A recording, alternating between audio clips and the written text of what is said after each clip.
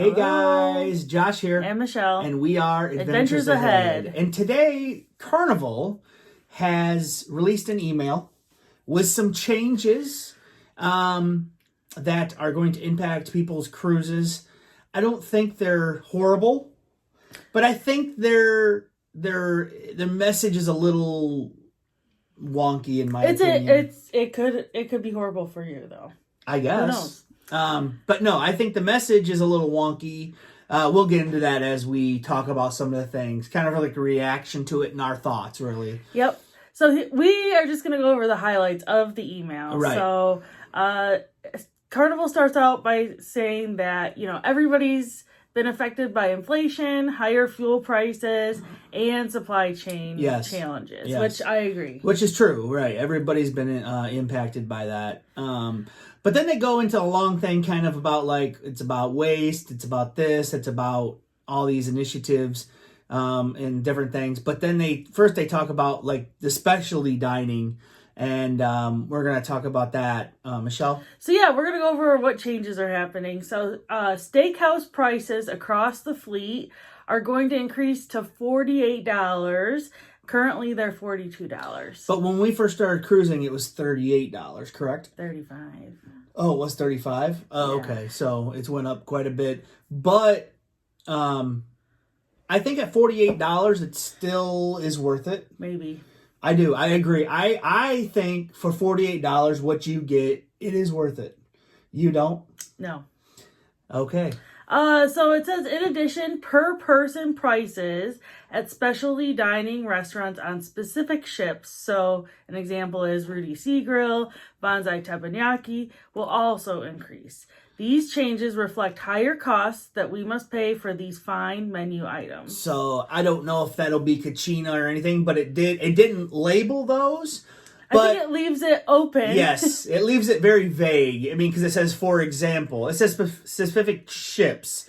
So right there, that would, if you're saying Rudy's, then that's only the Mardi Gras and only the celebration. Yeah. Banzai Teppanyaki is, the Vista class and higher. So yeah, so I wonder if Kachina and Gigi's will increase. I don't know. And then what about sushi and stuff like that? We don't know. So it doesn't say. It could. Leaves it pretty open-ended. And it doesn't say how much that they're going to increase either. Mm-hmm. So I'd be interested to see that. For sailings departing through December 31st, 2022, specialty dining reservations paid in advance of the sailing will be charged the current price. So if you're sailing before the end of this year, it's the current price, right? Right. So we booked teppanyaki for January. Yep. So is that going to go up then? Well, listen.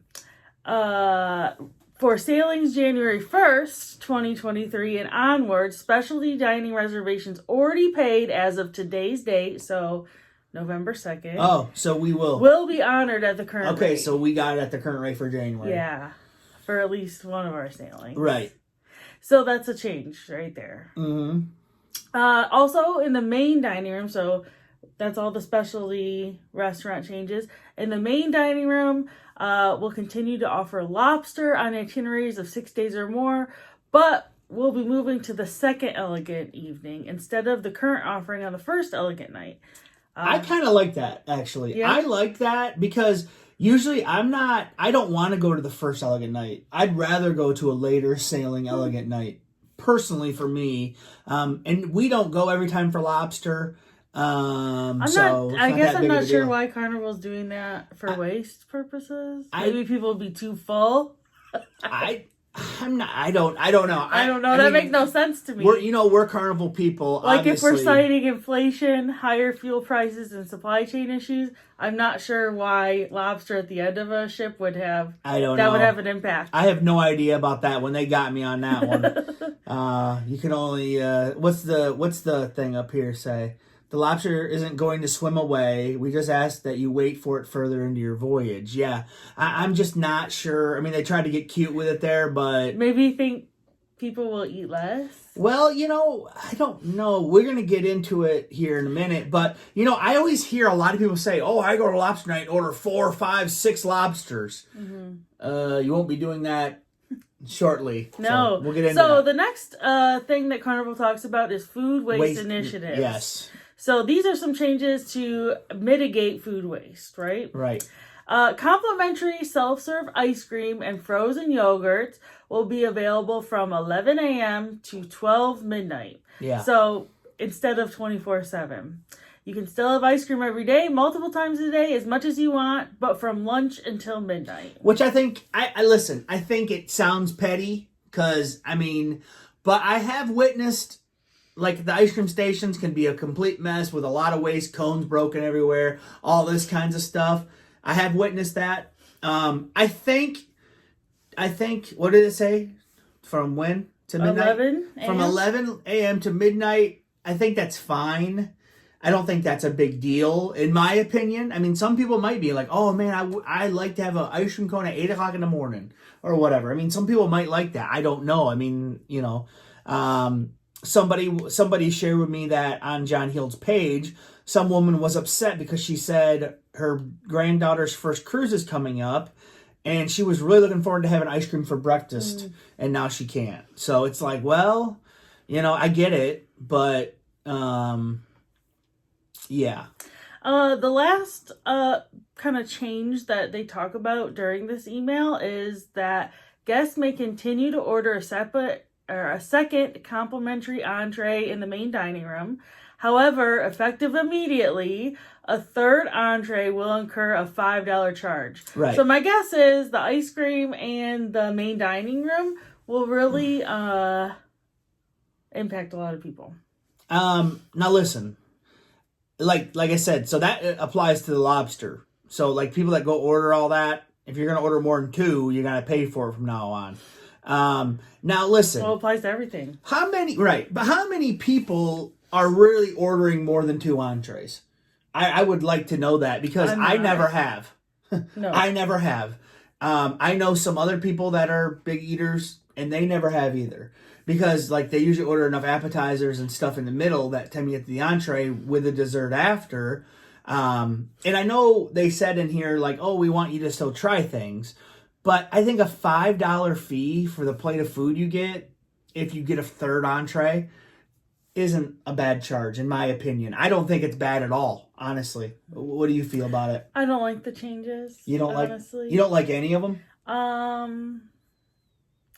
It's a lot of changes very quickly. I think, yeah, I'm just not sure about them, to be honest. Oh, I mean, for me, they don't affect anything. They don't affect me personally. Yeah, not affecting. My cruise will not be affected at all.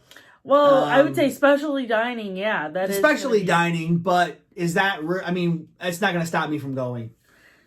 It might stop me from going to the steakhouse. We get comp steakhouse, so...